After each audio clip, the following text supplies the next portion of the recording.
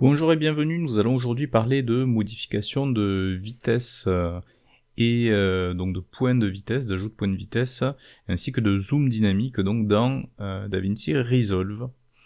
Alors pour ce faire, j'ai récupéré sur le site pixabay.com une séquence vidéo comme ça, un petit extrait, que je vais venir positionner sur ma timeline. Donc pour le moment, l'extrait se joue donc à vitesse réelle, à 100% donc de sa vitesse, du début jusqu'à la fin de l'extrait. Vous avez la possibilité, si vous le souhaitez, de modifier la vitesse de ce plan-là. Alors pour ce faire, vous pouvez effectuer un clic droit sur l'extrait dans la timeline, et vous trouvez ici « Modifier la vitesse du plan ». Donc là, on nous indique que le plan est à une vitesse de 100%, c'est-à-dire à vitesse réelle. Si vous souhaitez accélérer la vitesse, tout simplement, vous allez modifier le 100% et passer à autre chose. Par exemple, si je mets 300%, à ce moment-là, vous vous rendez compte que l'extrait apparaît comme étant plus court dans la timeline, et à la lecture, vous vous rendez compte que l'extrait est accéléré. 3 fois sa vitesse d'origine, 300%. Alors, si vous voulez revenir à l'état d'origine de la vitesse, vous pouvez faire un clic droit et remodifier pour repasser à 100%. Alors, c'est possible, mais attention, il vous laisse ici l'extrait à X secondes, ce qui veut dire que derrière, il vous faut rallonger l'extrait. Donc cette modification de vitesse, vous voyez qu'elle s'applique sur l'intégralité de l'extrait sélectionné, sur lequel vous avez fait cette manip de modification de vitesse de plan. Alors, vous pouvez au sein même de cet extrait dire, tiens, je veux que du démarrage jusqu'à peu près ici, on soit à vitesse réelle, et à partir de là, on accélère, puis arrivé ici, on reprenne 100% de la vitesse. Alors à ce moment-là, vous pouvez pas le faire via la modification de vitesse de plan, mais vous avez juste en dessous commande de variation de vitesse. Donc vous allez cliquer là-dessus et vous allez voir, ça vous active ici la notion de variation de vitesse avec ici la vitesse actuelle qui est de 100%. Et d'ailleurs à ce stade on peut aussi modifier la vitesse directement par là, la passer à 400%, ça reviendrait au même que ce qu'on a fait tout à l'heure. Mais c'est pas trop pour ça que ça va nous intéresser, genre je réinitialise à 100%. Ce qui va nous intéresser, c'est de dire, tiens, ici, jusque là, je veux que ça soit 100%. Donc ça veut dire qu'il faut que je crée une coupure ici au niveau de la variation de vitesse, on crée un nouveau point. Et vous pouvez, pour ce faire, passer par la liste déroulante et dire que vous ajoutez un point de vitesse. Donc résultat, on voit un curseur qui apparaît, et on voit que la première séquence ici a sa propre vitesse allouable, attribuable, qui là de base est à 100%. Ensuite on va dire, tiens, ici je veux également que de ce point là jusqu'à la fin du plan, on soit à 100% de vitesse.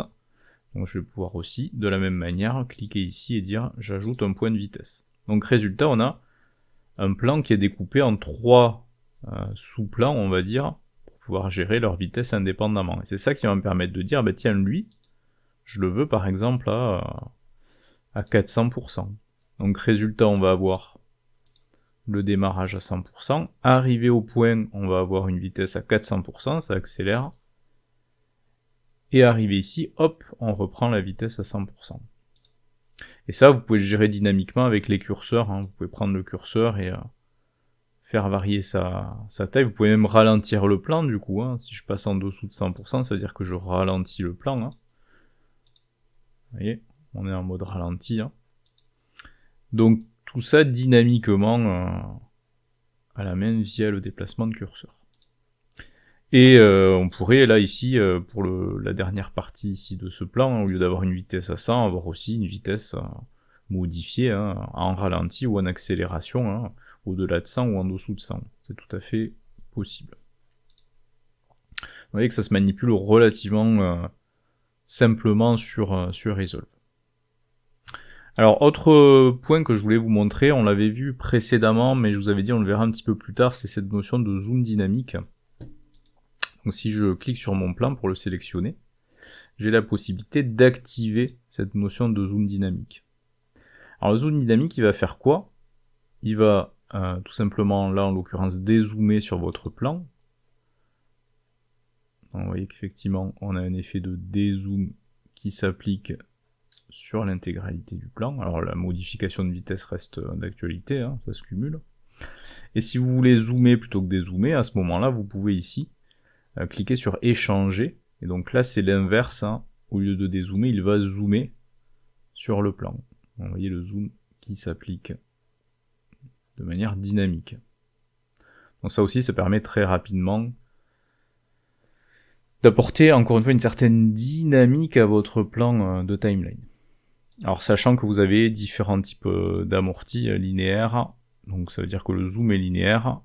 Amorti à l'arrivée, ça veut tout simplement dire que vous avez une accélération du zoom, c'est-à-dire que ça commence doucement et ça accélère progressivement. Amorti départ, bah, c'est l'inverse, ça va vite et arrivé vers la fin, le zoom, l'effet de zoom ralentit. Là on ralentit au niveau du zoom. Et enfin vous avez les deux, amorti, arrivée et départ. Ça va lentement, ça accélère, et arrivé au bout, on décélère. Voilà.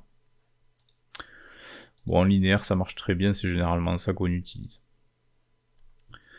Donc voilà pour ce qui était de la notion de modification de vitesse de plan, hein, et donc cette notion de variation de vitesse, hein, pour pouvoir ajouter des points de vitesse, et donc de zoom dynamique, et on se retrouve très prochainement pour une nouvelle notion sur DaVinci Resolve.